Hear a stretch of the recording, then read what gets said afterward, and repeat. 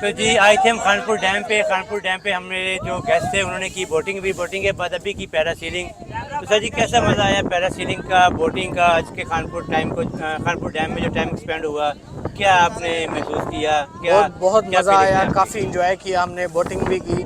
Family point है एक, हम फैमिली के साथ आए हुए हैं, पंजाब से आए हुए हैं। हमारा टूर था नारायण का गान का था, शुगरान, हम वो विज़िट करके आए, उधर हमें बहुत मज़ा आया।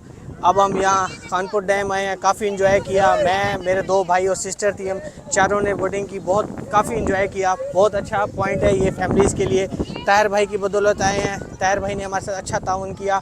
बहुत अच्छे टूरिस्ट हैं इनके साथ।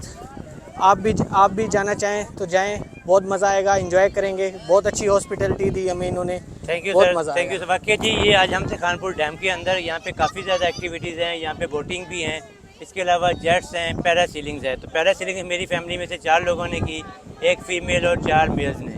तो सब ने बहुत ज़्यादा इन्जॉय किया है। आप भी करें प्लान एक टूर का, हम भी लेके आएँ आपको खानपुर डैम में, और ये सर्विसेज हम आपको प्रोवाइड करें।